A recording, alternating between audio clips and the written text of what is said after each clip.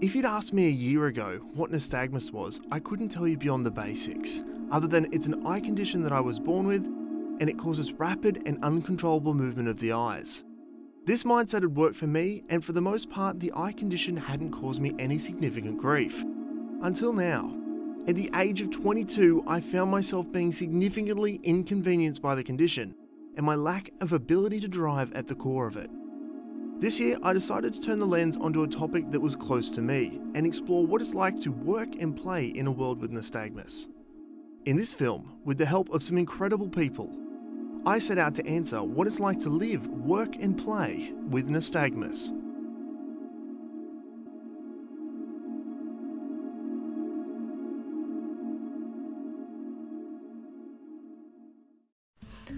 Hi, my name is SHAKIL GAMBIER, I'm 17 years old, I live in the UK, and I have congenital nystagmus. If I had to describe nystagmus in my own words, first word I would use would be misunderstood, because I think as a condition and as an experience, it is very misunderstood. But as an actual thing to live with, the way I describe it to other people is I see what you see, but what you see is HD. Fog, it's kind of like walking through fog and things just kind of emerge out of it. And I think that's a really good way of describing it. Things are just kind of this like hazy, like I can see things but not their outlines or anything until they're really close to me and then they kind of pop out. The world appears still because I was born with it, so I don't know any different. In my own words, nystagmus is a visual distortion. It causes the world, or words on the page, if you will, to shift and move around. And, it's a full-time job trying to keep a stable image of the world. So the world looks like the world. It's just less clear. I think everyone who has nystagmus faces challenges at some point in their life, especially when you're younger. I know for me, school all the way from primary up to GCSE, that I've now obviously graduated GCSE, you do face challenges like socially. I guess it's hard to make friends because no kid wants to sit front and centre of class, and they don't understand that you have to, because otherwise you can't see what the teacher's writing on the board. Learning itself can be more difficult because of that. Maybe I feel like at several points in my life people have taken me a bit less seriously because I've got a visual impairment. They just kind of find it funny and odd, so they don't think that I could amount to as much as they could. Some social cues as well can be challenging, like I said, with recognising faces from a long while away. So if someone's trying to signal something to me or waving at me, I feel really bad if I can't identify them or if I can't tell what they're saying, but I can't help it, I just can't see it, or if I can see it, I can't see it clearly. Like, I can see movement, but I can't see what the movement is. So one of the challenges I find living with nystagmus is trying to explain to people what nystagmus is. I think a lot of people like hear that you have bad vision and they're just like, how many fingers am I holding up? It's like, I can see your fingers when they're in front of my face. It's fine. Here's my housemate. Hey. Right. It's often like made as like a joke. Like I remember being like in primary school, like, you know, 7, 8 years old, and you'd get the kids being like, how many fingers am I holding up? And then they start going like this, thinking that that means you can see it. And I think that's a massive misconception. It's not that you can see it moving, it's that because it's moving, you can't actually see things quickly. I think what people don't understand about nystagmus, did I just answer that? I don't know. I think what people don't understand about nystagmus is, well, first and foremost, that we don't see the world move, and that we're not choosing to do this with our eyes. It isn't something that we're consciously moving our eyes, it's just happening to us. I think people also don't understand that it isn't like being long or short-sighted, because it does impact everyone a little bit differently. Everyone's vision is going to be on a slightly different level. I don't know if I'm allowed to make the comparison, but I'm kind of tempted to say nystagmus is like the autism of the visual impairment world, because it's very misunderstood. it's quite broad in how it affects people, and people have a lot of misconceptions about it.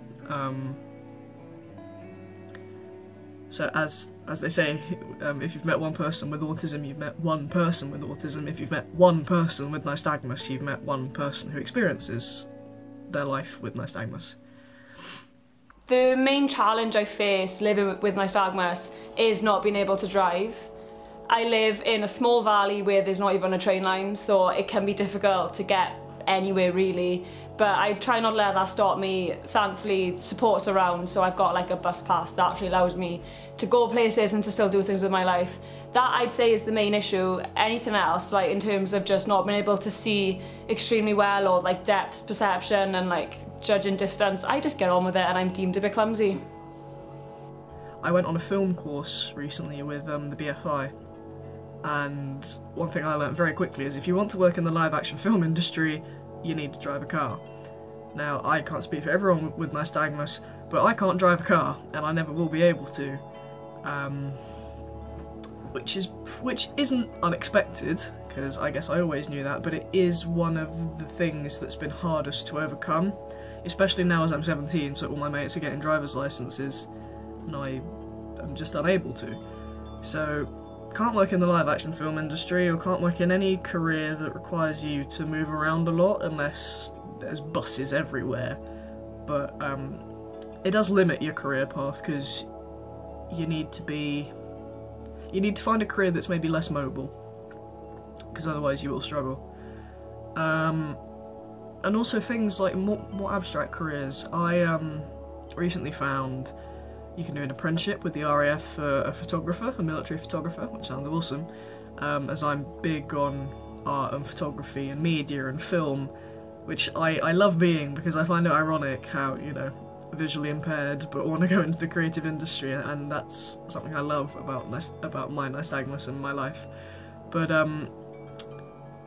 you know, some jobs have vision requirements and you just can't do them through no fault of your own. It's just because of this thing that you were born with, or acquired for some people. You just don't get the option to do that, which can be difficult. So, has nystagmus altered your career path? If so, how? I'd say it has a little bit. When I was younger, I always wanted to make films, but I think when I was much younger, I just thought that I could, you know, somehow get a job, like doing camera on set or that kind of thing. But knowing now that the driving element is such a big part of the fiction world anyway, I realised that that's not really doable for me, so I kind of thought a little bit more about what I could enjoy, and I've actually really got into, like, as boring as it sounds, I do quite enjoy like some of the paperwork side of it. So I did like some production assistant roles on like a series of docs, and I did really enjoy that. But also then going freelance myself and being my own boss means I can pick and choose jobs if I can get to them. If I can't, you know, it's arranging lifts, it's that sort of thing.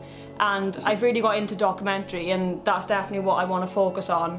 And creating documentaries, you know, you are in charge of that. Like, you haven't got to be at a certain place at a certain time. You choose what you're going to film, where and when, and that sort of thing. Speaking with participants in this film and speaking with those part of the nystagmus community, I quickly discovered nystagmus impacts people in two main ways: socially, and impacts career opportunities, as most with the condition can't drive.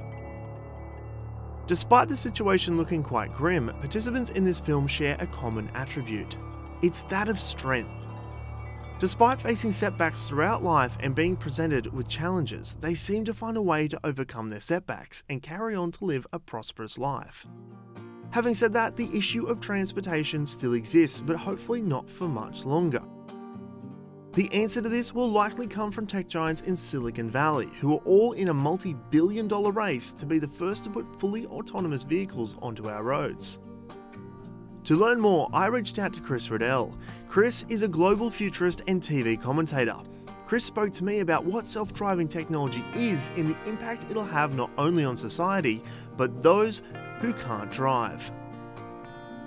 Fully autonomous vehicles is that next era that we're getting into, Matt. It's where cars can talk to each other and can also talk to road furniture at the edge of the road. So things like traffic lights and bollards and pieces and items that are on the edge of the road. At the moment, what we've seen is kind of a semi-autonomous era that we're in. But to get to this new era of fully autonomous vehicles, we need some exciting new technology such as 5G. The big thing that 5G does is it reduces the amount of time it takes to talk from one device to another. And this is going to unlock an incredible amount of opportunity when it comes to things like IoT or the Internet of Things. So that fully autonomous space that we want to get into, we have to have 5G to enable that to happen. For looking at people that can't drive, autonomous is a huge mobility thing. We're going to see these technology platforms enable people to get from A to B and be a lot more self-sufficient. I mean, at the moment, if you want to get from A to B and you can't drive, you've got to rely on taxis, and there's still this interdependence that we have on another person. I think for true independence and true mobility, autonomous is going to put us into an era that we just have not been able to do in society so far. Speaking with Chris, he tells me that this technology is here and we can start to see early versions of it popping up in major cities across the country. Chris is definitely on the money, as my local council here in the city of Newcastle is set to trial self-driving vehicles on our roads in 2019. Until then, as wobbly-eyed people, I suppose all we can do is hold our heads high and remain resilient as future prospects look promising. I think advice to someone who's acquired nystagmus is talk to people who have had it since birth, because they will have been dealing with it for longer, they will have found ways to overcome it, and they will be understanding of you, because we have the same thing that you have. Nystagmus is only like a little block in the way of something you want to do. Like, you just got to get over it, and once you've kind of worked out what works for you, it's going to be different for everyone. You might need to take more time with something, you might need to make adjustments. Whatever that thing is, you can overcome it and you can still do what you want to do. Like, it's not a massive brick wall stopping you, it's just a little thing you've got to get over. Don't feel lesser, and don't make your child feel lesser because of their nystagmus. Remind them that it doesn't mean that their life will be unfulfilled. Their life might be more difficult in certain areas, yeah, but it isn't a sentence to a miserable or difficult life. It's just a sentence to a different kind of life experience